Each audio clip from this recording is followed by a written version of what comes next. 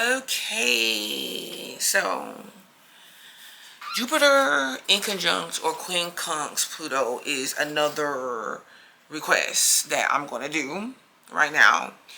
And y'all, I'm like off top, I look at this synastry aspect as more of like it's like a battle of the generations, or like even though you're, let me explain. Because, and what I mean by that is Pluto is a generational planet.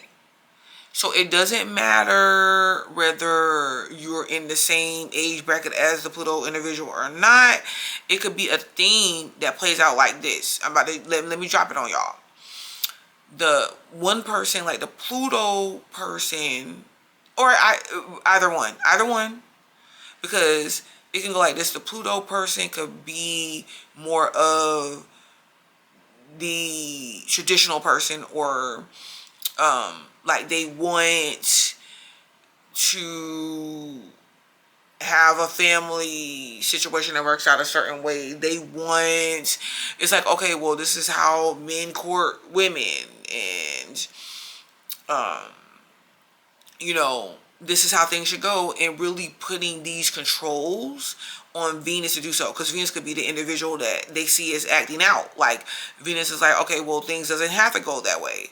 This is especially like a Venus in Libra or something, but in a Venus, like the relationship signs or whatever, but Venus and Gemini, whatever. But it's like, oh, well, things doesn't have to go this way, right? I don't have to, maybe I'm not ready, like and for an example, it could be like I'm a female who's 35 and I'm like, I'm not ready to have kids yet, I'll have them someday, and it's like, okay, time is ticking or whatever. Or it's like a guy that's like, okay, well, I'm not going to, it could be like, okay, I want a prenup when I get married or something. It's something that could possibly, in love relationships, money, that can possibly be stereotypical, and what it's requiring is change, because you know how Pluto represents change. So the change that's required is like a generational thing, and in terms of maybe needing to shift perspectives and the way that the relationship is going to be approached, the way love is approached. I will say this, I feel like with the inconjunct power plays, it gets activated simply because it could seem like they're individually operating, or like Pluto is trying to rein Venus in some kind of way, instead of properly communicating to Venus. It's like, well, I want Venus, I want this person, but this person isn't operating the way that I need them to operate. And because they're not operating the way I need them to operate, I want them, I have to coerce them. I have to do mind games, psychology games, okay? And this can play on the psychology of both individuals. Because remember, it's the deeper meaning behind a relationship is transformation and change. Okay? So there is an attraction there, but I feel like with the inconjunct, but okay, let me go here. See, here y'all go. Y'all get me started with, these aspects, and I can't stop. No, literally, what happens with inconjunct energy, any inconjunct energy, it is, and I'm gonna say this too, because let's say these two work well together, but their family is like, no. You see, their family's like, no, that's not gonna work. There goes the interference. And maybe them coming together is having to transform other people. But let's go here. Inconjunct energy, I will say this time and time again, Quincunx, there is a heavy highly sexual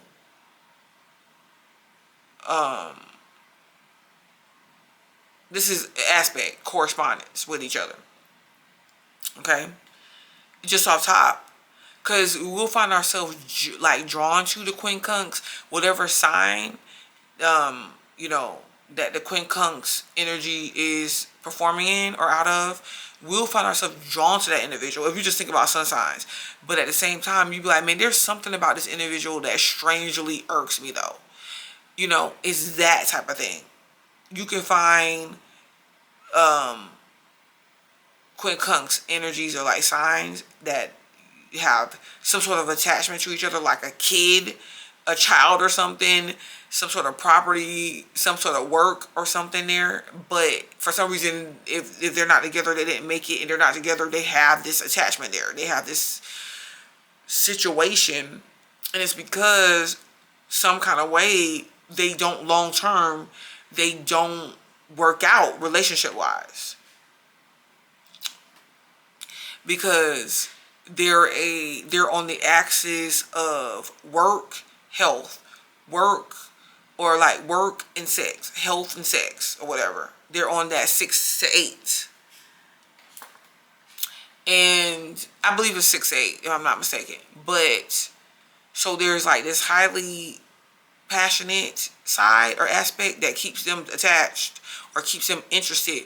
But theory, like it, you know, on paper, like them, it's on paper, it works, but then it actually living it out, it's a lot of disturbances. Like it's a lot of incompatibility there, and it takes really individuals that have other synastry aspects that can mend this, or both individuals have to approach the situation maturely. Now, some signs work better than others, like depending on what these signs are. But you can find them married, or you can find them joined together. It doesn't mean that it works though, because if you get a fixed sign, a lot of times fixed signs ain't going to leave their situation. And guys, I'm gonna have to speed this up a little bit, because we're only on 4 minutes left of recording time. So even though it's highly sexual or passionate, it's like it doesn't always work out, you know. But these two can also, but the quincunx energies also work together pretty good. It's like one has what the other one is missing or something. So this is what draws Venus and Pluto together in this situation, because they feel like, man, you know what, this one, out of other people I've dealt with, this one has what I feel like I need, you know, that I'm working at, or my interest, the direction I'm going in, whatever. But at the same time, it's a clashing, because there's different approach, there's different methods, there's different styles that are at play, and it turns into something that can be controlling, manipulative, obsessive, but a need to magnetize toward each other or work with each other, because you sense those changes that you're ready to make or you need to make in your life, you know. So I feel like Venus could feel sometimes that they can't really be their self with Pluto. Originally, like to start off, they feel like they can, because Pluto is still trying to figure out, like, okay, so wait, what's going, like, who is the person, like, what's going on here? I'm interested, I'm magnetized to you, like, what's going on? And Pluto wants to go deeper, but they feel like it's hard to go deeper with the Venus person. They feel like the Venus person is being surface, and the Venus person feels like the Pluto person is just depriving them out of their right or ability to be who they are, love life, have fun, or whatever, without getting jealous and, you know, trying to take control. But these two can work on things together, work on something. I feel like this is what can help you guys, something that you're coming together to work on, you know, having some sort of transformative sexual experiences, you know what I'm saying? 'Cause that can, that's what's keeping you together right now. Okay, y'all, I gotta stop.